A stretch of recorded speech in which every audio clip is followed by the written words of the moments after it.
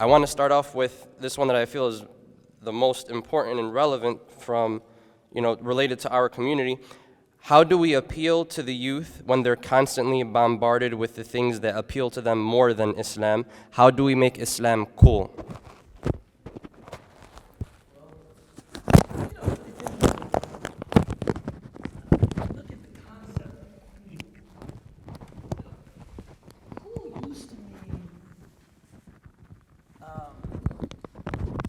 Something that, you got two mics here, mashallah, like you got two chains, two mics. Something that is inspiring to someone, but it might be inspiring for a reason that they can't pinpoint. Like it's just, now I think cool has become more formulaic, like, okay, that's cool. But cool used to mean to be, for something to inspire you, almost in it's almost ineffable why it inspires you the way that it does. And we have to recognize that the Prophet sallallahu alaihi wasallam, he had that quality, alayhi wasallam. That's one of the things that I think is lost on us in our reading of his seerah. People wanted to emulate him. People wanted to be like him. People believed in him, not because he was always feeding them cerebrally, telling them, sometimes just the way he was inspiring. We read that a man came to the Prophet ﷺ and said, وَمَا هَذَا بِوَجْهِ الْكَذَّابِ. This is not the face of a liar. And I worry that we don't have enough of that in how we're practicing Islam.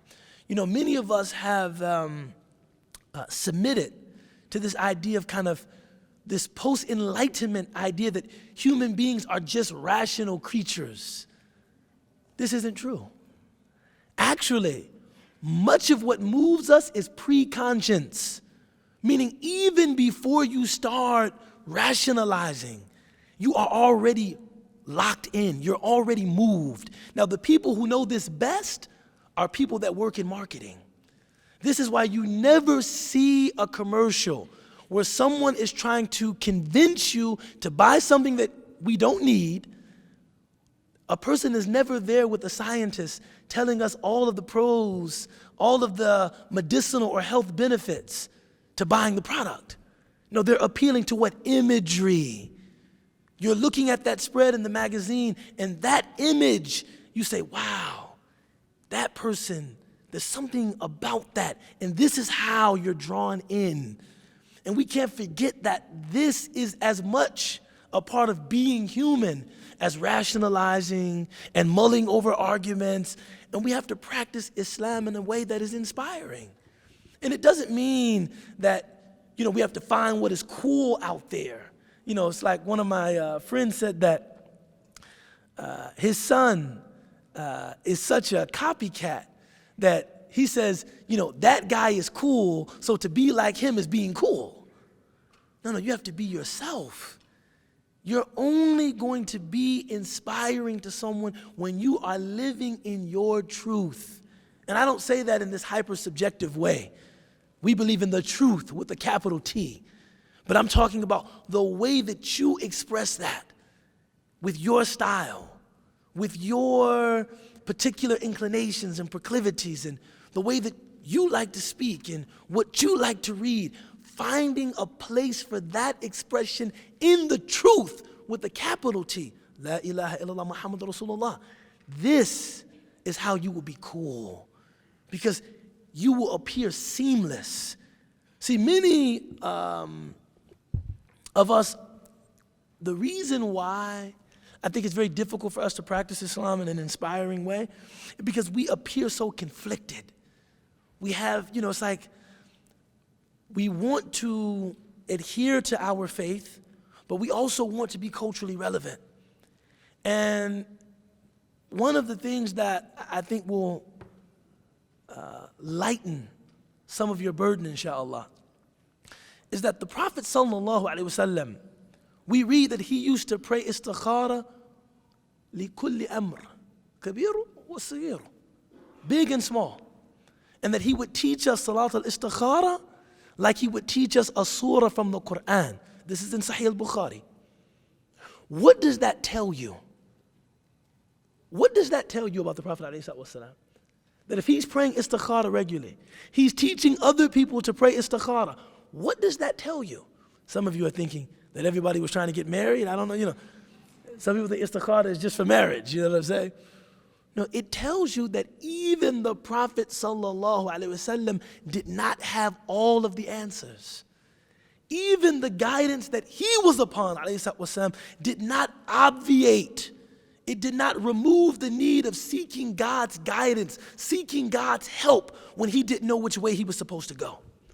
So if the Prophet ﷺ was able to live spontaneously, relying on God for guidance, what do you think you're going to be able to do? Live and find an answer for everything you need to do in a book? Is this what you expect? That everything I need to do, somehow there's an answer in a book. There's an answer I can get online. No, you have to live authentically, and you're going to make some mistakes. This is why we have tawbah. This is why we have growth. But what we should be assured of is that all of us are trying to strive sincerely to practice Islam in a beautiful way. Sometimes we make mistakes, but I'm just trying to live authentically as myself, adhering to the guidance of Muhammad ﷺ. And when we're living in that way, and we're allowing that kind of creativity to flow, and we're open to critique, we're open to people, saying, I think this was done. I appreciate your gallant effort to practice the truth in a culturally relevant and inspiring way, but I think this ruling, I think you might have neglected this, or did you look at this before you did it? We have to also, those of us that are cultural producers, we have to be open to that criticism as well. We can't just, everyone that criticizes us, oh man, you're a hater. Haram police, man. No. I'm also open to that process. But I want you to trust that I'm just trying to live this truth as authentically, as honestly, as beautifully as I possibly can. And I think when we're doing that, then we'll be cool, inshallah. You mentioned a lot about us becoming desensitized as a community. So how can we regain our sensitivities towards these topics, especially when we're so, knee deep in this desensitized environment? Sensitivity is very difficult, because to become sensitive almost means voluntarily exposing oneself to sadness, melancholy, perhaps even depression. So I would say you have to grow in sensitivity at a level that you can sustain and you know yourself. Some people, if you really think about wealth disparity in the world, like I know that as living as, I guess, a part of America's middle class, enjoying the privileges that I do, in order to even do it without the shame and guilt that I probably would feel if I thought about all of the luxuries, all of the unnecessary stuff that I buy, all of the gas that my car consumes, emitting toxic fumes into the environment, and then I would think about a lot of the people that I knew in Muslim majority countries that did not have shoes. I used to live in Yemen. Before I moved to Egypt, I lived in Yemen. And I would routinely see children, 4, 5, 6 years of age, no clothes in some of these villages. A 6-year-old boy with no clothes. So for me to then go online and buy gym shoes and buy ties, and for me to think about how I want to furnish my home, and that might be a certain kind of dissonance that I have to maintain even to just live my life. At the same time, we have to give ourselves some of that sensitivity. We can't be completely oblivious to the fact that as we enjoy the fruits of being here, other people are the It is their exploitation that enables the American dream. You can't be completely desensitized to that. Likewise, if a person really focused on just sexual ethics and how out of control things have become across the board, it's not just about homosexuality, the hookup culture, Tinder. Some people told me you got Minder out there for Muslims. I don't know what that is. Right? If you really focused on that, a person might just stay at home weeping. Say, Yaqeen, man, this is like Babylon or something like that. We're living at a time of complete sexual anarchy. It's crazy. I don't even want to go out of the house. So no, you can't do that either. So what I would say is you have to expose yourself to the reality at a level that you can sustain and also, regain your sanity. There's a beautiful hadith of the Prophet ﷺ where he was resting, and Aisha, radiallahu anha, she said, Ya Rasulullah, I see you resting. And he said, Ya Aisha, inna aynayya tanamani walakin al-qalbi la yanam. My eyes take rest, but my heart is always present. فَإِنَّ الْقَلْبِ لَا يَنَامُ. That's because he's the Prophet ﷺ. Constant awareness. He said to the Sahaba, if you knew what I knew, you would laugh little, cry abundantly. But he knew that what? You could not sustain that. You couldn't, that's for the heart of a prophet, to be aware of the reality at all times and still be a balanced person. The Prophet ﷺ, one of my favorite set of ahadith, and we learned them in the Shama'il of Imam al-Tirmidhi. One set of hadith, they describe the Prophet ﷺ as being mutawasil al-ahzan. Mutawasil al-ahzan. A person that was perpetually sad. Right? And then another set of ahadith describe him as being al-basam, al-dahak. The one that was always smiling. The one that was always laughing. And so the shurah, the commentators, they say when he appeared sad, it was when he was alone.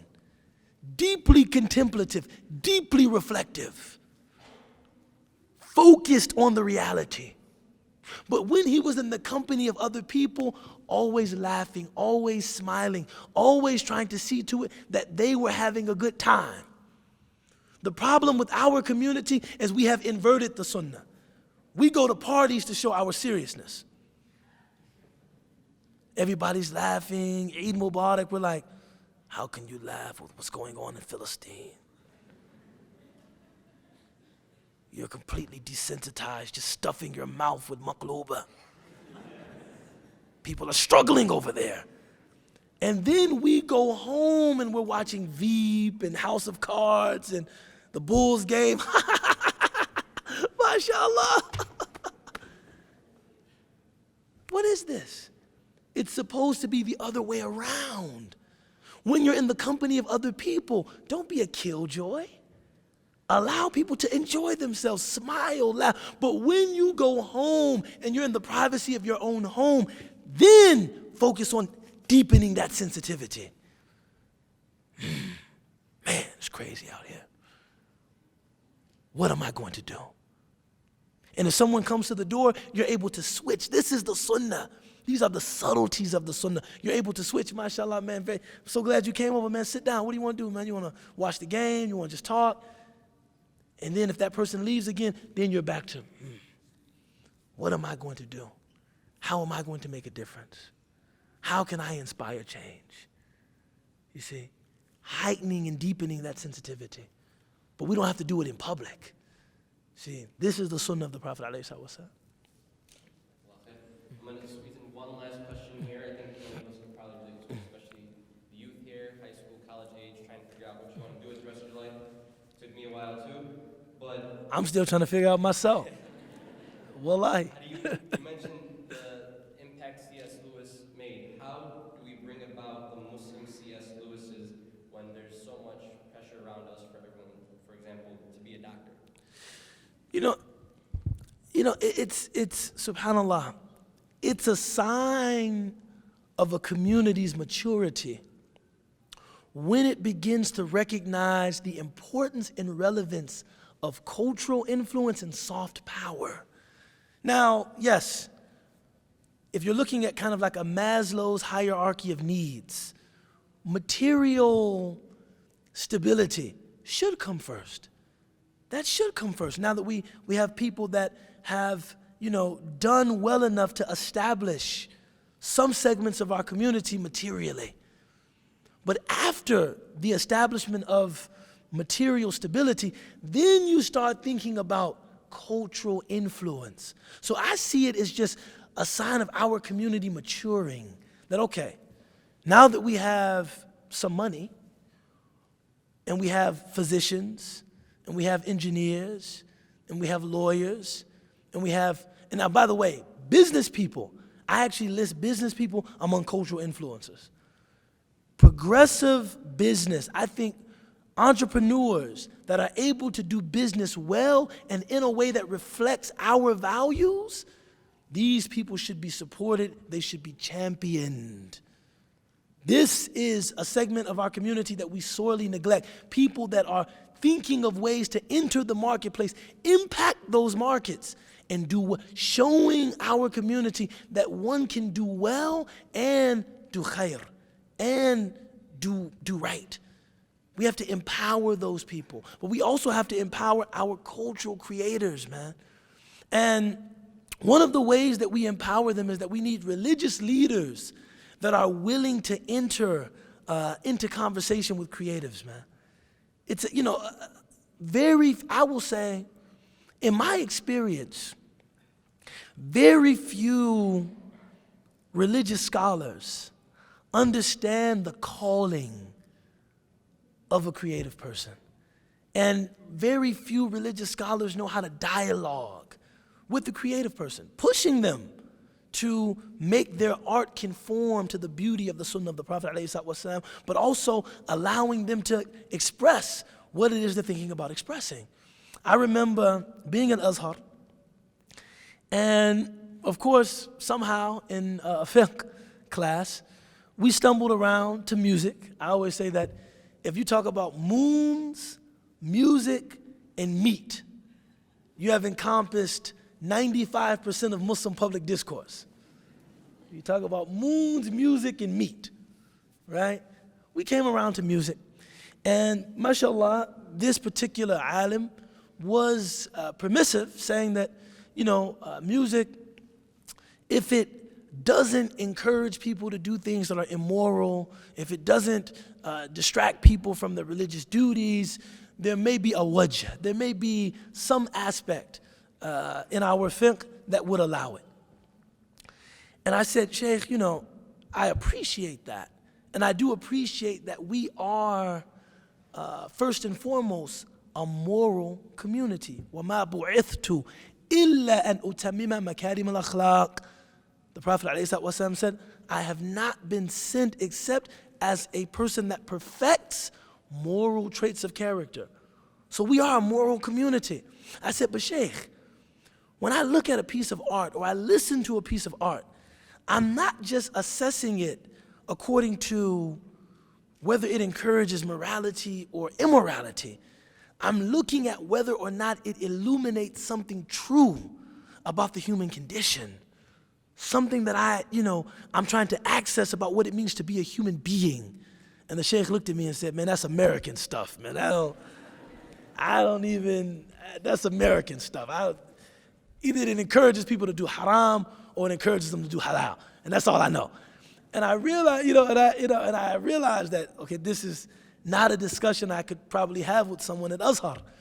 Because when I listened to, Notorious B.I.G., his first album, Ready to Die. And I'm not telling you to listen to it. I'm not telling you to listen to Ready to Die. But because there is this celebration of a lot of muharramat. We can't deny that. But there also is this story of a young black man dealing with Reaganomics, dealing with the crack explosion that happened in America's inner cities, dealing with a failing school, dropping out of that school, entering the drug trade. I'm saying that I see some creative, artistic value in the piece. However, there is a lot of religiously and morally condemnable aspects of the piece as well. Now, how do we negotiate that kind of authenticity with our moral calling? And this is what I'm calling on Muslim artists to do. How do you provide something true, something real, but also deeply rooted in our commitment to Allah and His Messenger? That's the challenge. That is the challenge. And the people that will take on that challenge, these will be our best and brightest. And we have to encourage them. What I'm looking for is this collaborative. I can tell you're very uncomfortable. We're over time, he's very uncomfortable. I'm looking for, now this is when I will know that we are mature as a community. When we have those Muslim entrepreneurs, those Muslim professionals that create these guilds of artists and they say, look, we're gonna push you as a community to come up with something that is true, that is real, but that honors our worldview, honors the teachings of our prophet, and we're gonna put you on salary. Your job is to vivify the Muslim community. And we're going to make sure, because we are people of means, we're going to make sure that you as a fashion designer, you as a visual artist, you as a calligrapher, you as a playwright, you as a screenwriter, we're gonna make sure you have everything you need to do that. You as a novelist, but we're going to see to it that you do it in a way that we as a religious community can be proud of. And it's gonna be a push and pull. That's what we have to do, man. That's what we have to do. So it's not just about money. It's about how we're, spending that money. And I think spending money on our creatives, it's one of the best things that we can do. And by the way, I design furniture, and I just started a furniture design company called Atiq, A-T-I-Q. This is a shameless plug, A-T-I-Q Woodworks. We do, just to show you that I also see myself, I teach, but I also see myself in that in terms of Muslim creatives. I do interior decorating, and I also do furniture design. A lot of it's being made by artisans in Fez. We have a workshop there. And it's been really gratifying to kind of come over to the other side and see what, progressive business and Islamic creativity, how that looks and how that plays out. Anybody else is doing creative projects, I would love to link up with them, share notes, talk about how we can gain more support from our community, inshallah. Assalamu alaikum.